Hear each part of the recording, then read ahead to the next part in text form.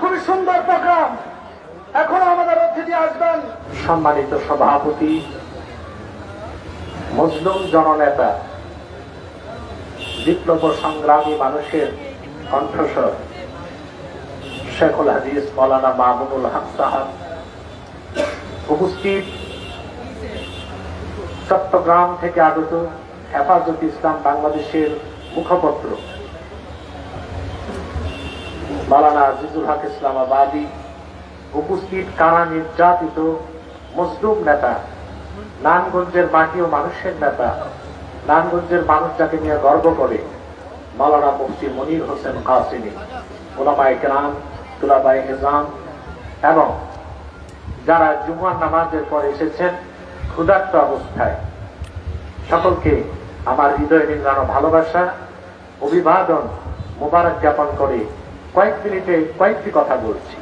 তা প্রথম কথা হচ্ছে, প্রত্যেকটি মিডিয়াতে আমরা একটি জিনিস দেখতে পাচ্ছি যে ছাত্র আন্দোলনের মাধ্যমে বাংলাদেশি বিজয় এসেছে।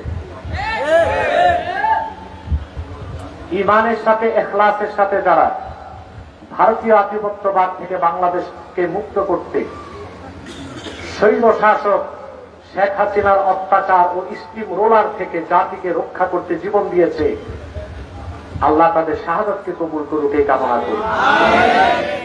কিন্তু শুধুমাত্র আন্দোলনের কৃতিত্ব ছাত্রদের নয়, ইতিহাস ভুলে গেলে চলবে না। তাহলে যে আযাব থেকে দেশ রক্ষা হয়েছে, আরেকটা বড় আযাব এসে চাপবে। এদেশে রক্ত দিয়েছে হেফাজত ইসলাম বাংলাদেশ 13 সালের 5ই মে। এবং আমি আল জাজিরা সূত্র ধরে বলছি, ছাত্র আন্দোলনের যত মানুষ শাহাদাত বরণ করেছে তার চেয়ে অনেক বেশি মানুষ শাহাদাত বরণ করেছে শাপলা চত্বরে। মোদী বিরোধী আন্দোলনে, ভাস্কর্য বিরোধী আন্দোলনে হেফাজতের নেতৃত্বে সকল দলমতের মুসলমানের আন্দোলনে 11টি তাজা প্রাণ ঝরেছে। বিগত আওয়ামী লীগের সময় ব্রাহ্মণবাড়িয়াতে 96-তে যখন আওয়ামী লীগ এসেছিল 8 জন মাদ্রাসার ছাত্রকে হত্যা করা হয়েছিল। দীর্ঘকাল মুসলমানদের রক্তের বিনিময়ে যে মাঠ প্রস্তুত হয়েছে, সেই মাঠেই ছাত্ররা আন্দোলন করাতে গণবিস্ফোরণ সম্ভব হয়েছে। অতএব শুধুমাত্র আন্দোলনের কৃতিত্ব ছাত্রদের নয়, ছাত্র নেতাদের নয়, বরং এদেশের আলেম ওলামা, পীর মাশায়েখদের কাছেই জাতি ঋণী আছে। সেজন্য আমি বলবো, হেফাজতের নেতৃবৃন্দ আছেন এবং আমার বক্তব্য আজ থেকে আমি দিয়ে যাচ্ছি, ভারতীয় আধিপত্যবাদ থেকে বাংলাদেশ মুক্ত হয়েছে, প্রয়োজনে আরেক সাগর রক্তের বিনিময় হলো মার্কিন আগ্রাসন থেকে বাংলাদেশকে মুক্ত রাখা হবে।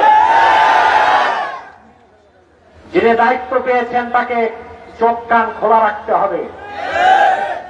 ইসলামের স্বার্থের বিপক্ষে, মুসলিম স্বার্থের বিপক্ষে, বাংলাদেশের জাতীয় নিরাপত্তা স্বার্থের বিপক্ষে পশ্চিমা কোন এজেন্ডা বাস্তবায়ন করতে চাইলে ছাত্র আন্দোলনের চেয়ে আরো বড় অভ্যুত্থান বাংলাদেশে আলেম ওলামার নেতৃত্বে হবে ইনশাআল্লাহ।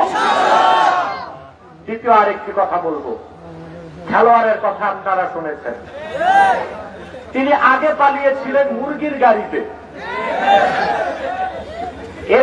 এবার কিভাবে পালিয়েছেন এখনো আমি জানি নাই, তথ্য থাকলে আমাকে জানাবেন। আল্লাহ তাআলা কোরআন কারীমে বলেছেন, ইন্নাল্লাহা লা ইউহিব্বুল মু'তাদিন, সীমা লঙ্ঘনকারীদেরকে আল্লাহ পছন্দ করেন না। কি রকম নির্যাতন করেছেন নারায়ণগঞ্জের আলেম ওলামাদেরকে। আল্লামা মনির কাসিমি যখন নির্বাচনে দাঁড়িয়েছিল, দৈহিকভাবে তাকে নির্যাতন করা হয়েছিল। বাংলাদেশের কোন এলাকায় আওয়ামী লীগের কোন এমপি এত স্বৈরাচারী ছিল না যে স্বৈরাচারের আঘাতে নারায়ণগঞ্জকে ক্ষতবিক্ষত করেছে। এই ক্ষতবিক্ষত নারায়ণগঞ্জকে যদি ঠিক করতে হয়, তার নারায়ণগঞ্জে আসা চিরকালের জন্য নিষিদ্ধ ঘোষণা করতে হবে। আরেকটি কথা বলবো, পুলিশের গায়ে হাত দিবেন না। পুলিশ হচ্ছে ইন্টারনাল সিকিউরিটির জন্য পুলিশের দরকার। পুলিশ যেই কাজ পারে ছাত্ররা কিয়ামত করতে পারবে না। এগুলো প্রশিক্ষণের ব্যাপার। হারুনের মতো কুলাঙ্গার পুলিশ অফিসার, এটারে ফাঁসি দেওয়া হোক। কুলাঙ্গার পুলিশ অফিসার যারা আলেমুল আমার উপর নির্যাতন করেছে, মরহুম আল্লামা জুনায়েদ বাবনগরীর দাড়ি ধরে টেনেছিল, আলেমুল আমাদেরকে নির্যাতন নিপীড়ন করেছে, আবু গারিব কারাগারে ইহুদিরা বাগদাদের মুজাহিদদেরকে যত কষ্ট দেয় নাই, বাংলাদেশের রিমান্ডের নামে আলেমদেরকে তার চেয়ে বেশি নির্যাতন করা হয়েছে। সে পুলিশ অফিসারদের বিচার আমরা চাই, আপনার সর্বোচ্চ শাস্তি ফাঁসি চাই। বাকি যারা পুলিশ, তারা প্রজাতন্ত্রের কর্মচারী ছিল, আপনারা তাদের গায়ে হাত দিবেন না। আপনারা এইরকম একটা এনভায়রনমেন্ট উপহার দিন যেন পুলিশটা স্বেচ্ছায় চাকরিতে চলে আসে। আরেকটা কথা বলেই আমার বক্তব্য সমাপ্ত করছি। আল্লামা মনির হোসেন কাসেমি আপনাদেরই সন্তান, ঠিক কিনা? তিনি যেন আমানতের সাথে তার দায়িত্ব পালন করতে পারে আর যেন সফল হয়, সেজন্য আপনাদের সহযোগিতা কামনা করছি।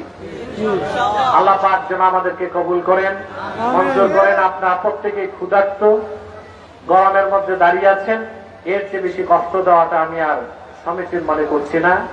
আর ওয়াখির দাওয়ানা আনিল হামদুলিল্লাহি রাব্বিল আলামিন, ওয়াসসালামু আলাইকুম ওয়া রাহমাতুল্লাহি তাআলা ওয়া বারাকাতুহু।